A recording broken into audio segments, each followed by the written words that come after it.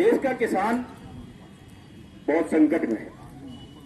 संकट में इसलिए है कि देश की सरकार इस देश के किसान को, इस देश के शिक्षित बेरोजगारों को, इस देश के युवाओं को बिना मांगे सब कुछ दे रही है। बिना मांगे नोटबंदी दे दिया, बिना मांगे, बिना किसी व्यवस्था के लॉकडाउन कर दिया। कोई मेडिसिन नहीं थी, कोई व्यवस्था नहीं थी। जो जहां पर हमारा मजदूर भाई, किसान भाई दिल्ली, नोएडा और अन्य जगहों पर था, बिना किसी व्यवस्था के और पूरे देश को बंद कर दिया। आज हम देख रहे हैं कि आज बारी किसानों की है। भाई शिक्षित बेरोजगार निपट गया, इस देश के स्कूल निपट गए, इस देश का छात्र निपट गया, इस देश का बेरोजगार निपट गया। अब इस देश को निपटाने के लिए भारतीय किसानों की बारी थी, क्योंकि देश को बहुत ऊंचे शिखर पर ले जाने वाला हमारे देश का किसान है, जो हमारा पालनहार है, इस देश का भगवान है। मैं इस देश के प्रधानमंत्री जी को बहुत बहुत साधुवाद और धन्यवाद देता हूं कि किसी को कुछ ना भी चाहिए फिर भी वो दे देते हैं। इतने बड़े दाता हैं। कहते हैं कि 12 बजे रात के उनका दिमाग सनक जाता है।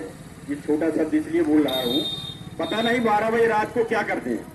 किसान को व्यापारी बना दें, नोटबंदी कर दें, किसी दिन ये कह रहे हैं कि भारत में किसानी होनी ही नहीं है। मैं आपका ध्यान आकर्षण कराऊंगा, 1990 के बाद देश के एक बहुत ही परम सम्माननीय माननीय प्रधानमंत्री थे, माननीय पीवी नरसिम्हा राव जी। मुझे याद है वो वक्त, पीवी नरसिम्हा राव जी जब अमेरिका गए हुए थे, अमेरिका में एक कंपोस्ट खाद बनाया हुआ था।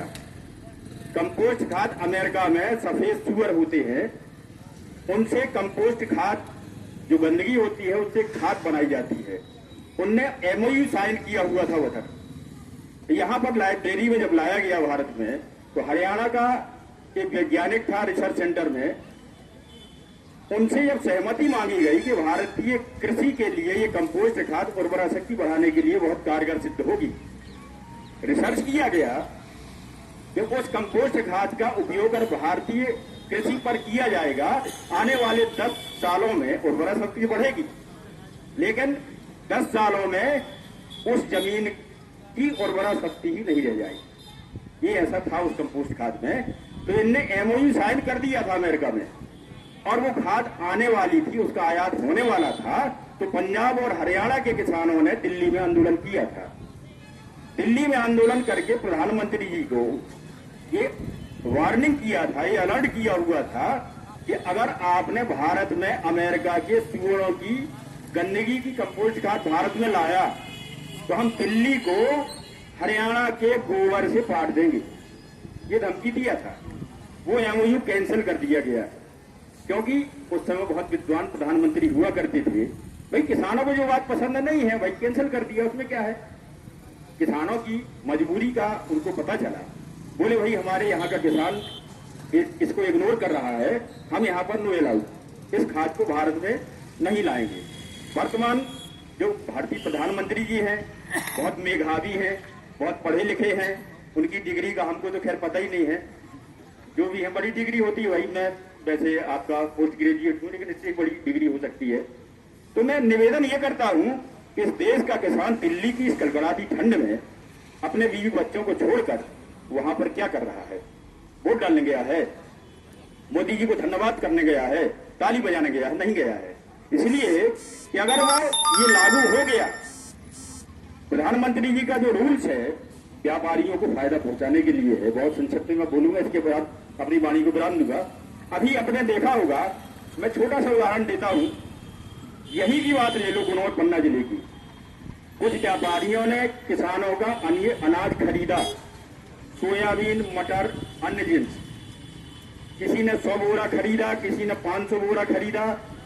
यहीं पर एक ग्राम अमलिया मल्ल जो है, वहां से मेरे पास किसान आए हुए थे, ग्राम मुड़वारी, ग्राम पवई में नाम जब बता रहा हूं। वो सीआईडी वाले हमारा बात को नोट करेंगे, अपने सीएम तक पहुंचाएंगे, क्योंकि किसान पुत्र है हमारे मध्य प्रदेश के मामा जी, वो शायद समझे इस बात को कि उनने किसानों का अनाज खरीदा व्यापारियों ने, तो उन व्यापारियों का आज तक पता नहीं।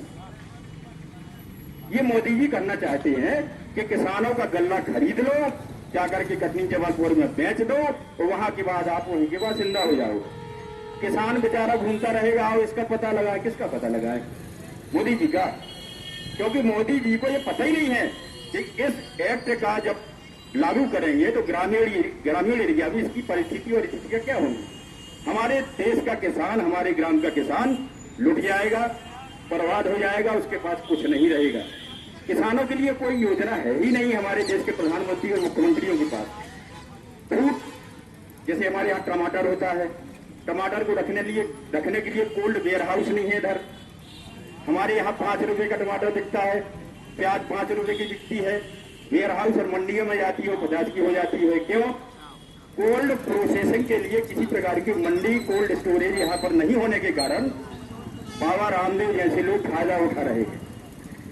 तो मैं चाहूंगा कि किसानों की आवाज को, उनकी मांग को इस देश के प्रधानमंत्री, क्योंकि इस देश के हैं प्रधानमंत्री, अमेरिका के नहीं है, पाकिस्तान के नहीं है, वहां तो बिरयानी खाने को जाते हैं, तो देश के किसानों की समस्याओं को मद्देनजर रखते हुए अपने सारे एक्ट को वापस ले, वरना इस देश का किसान क्या होता है ये तो अभी दिल्ली में वानगी है। जब सारा देश दिल्ली की ओर कूच कर जाएगा तो आपका बैलेट पेपर, ईवीएम, ये कोई काम नहीं आएगा। माननीय प्रधानमंत्री जी, इसलिए किसान की बात मानिए और इस देश की बात मानिए।